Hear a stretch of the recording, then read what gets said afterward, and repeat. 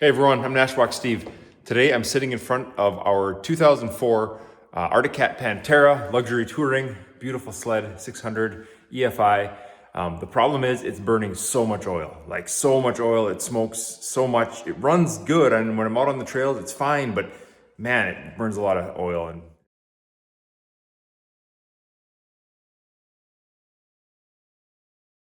And so I'm thinking now that my oil pump is just worn out, and so it's just bringing all the oil in all the time.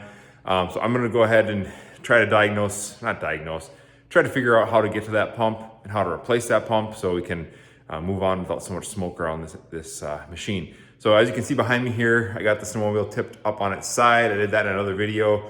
And so I'll show you what I'm seeing right now in case you're trying to do the same thing. I'll give you some, hopefully a little bit of visual advice. Okay, underneath the snowmobile, I thought I could take the belly pan off and get right to that oil pump, but that's not the case because there's all this metal part of the snowmobile that is not removable, that's in the way. Okay, if you look up there, there's my pump with that little black hose coming and connecting to it and the brass plate on the side.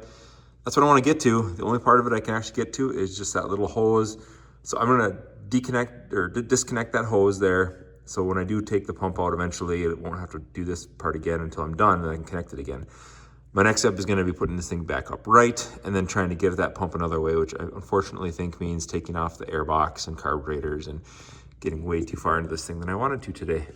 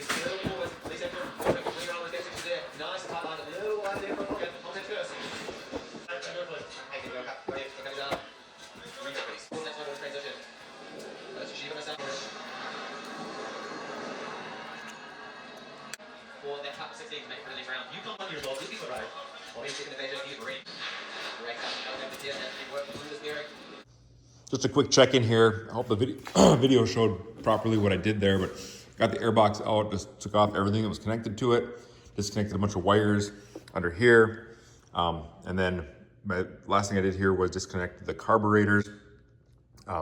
Still leaving all the liquid-cooled tubes in place. I was just able to loosen those up and get them out of the way. So I'll be kind of pin this up a little bit so I can get down to that oil pump right down there.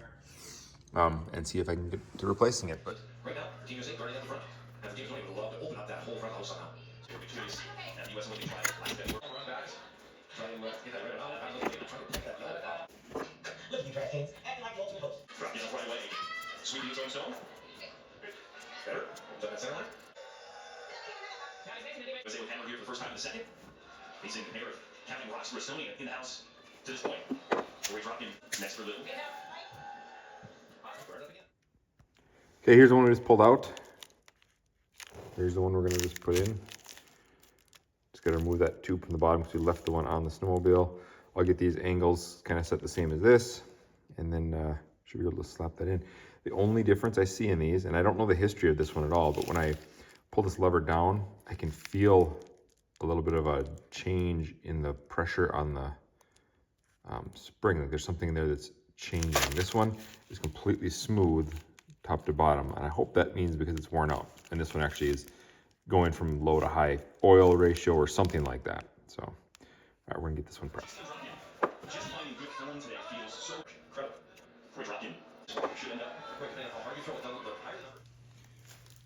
Okay, something that has to be done too is bleeding this pump or this line a little bit.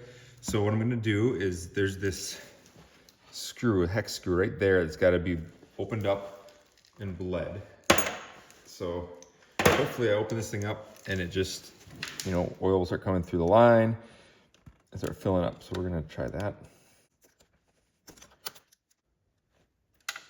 Okay, oil is coming through, so that's what I wanted. There's a little washer on there too. Make sure you don't lose that guy. And then thread it back in, hopefully. I'm gonna have to worry about getting oil through this pump as well. I can see these lines are empty now. So that's something I need to try to figure out before I go prime time here. Is it can't run this thing without oil. And I've also been told to make sure my fuel is pre-mixed to 100 to 1, just so there is some extra oil for sure getting into there. So we're gonna make sure we focus on that too as we get closer. Okay, top side is all taken care of. I'm into the bottom side here. Got that hooked up right there, as you see, as it was before. Also noticed under here, if you can tell there, I'm gonna turn the light on a little bit. Looks like the engine block has been completely fixed because there's a big blob of some sort of weld or epoxy there. So you never know what you're gonna find, I guess. Well, does this seem less smoky? Yeah, I think it does. It's still got, you know, some of the oil, extra oil in the gas tank right now is going through, but it doesn't look nearly as bad as it did before. I'll know truly once I get through this gas and I put fresh gas in it. I still see some smoke coming off, but it seems better, but I'll find out after I put, you know, a full tank through it, and we'll see what we get. So I hate to end the video like this, but I ended up running out of season to finish the testing on this snowmobile to see if it really was burning less oil or not. I had to tarp the thing up for the season, and there's no more snow to use it. So from what I can tell, the little bit I did drive it afterwards, it was still using the 100 to 1 ratio oil to gas. It seemed like it was smoking less. So I think this was a victory. I'm going to count it as one. But if you're doing something like this, or if you just want to know how you can replace your pump for whatever reason, that's how you do it. So job's done, and I hope it's helpful for you. Thanks for watching. Bye.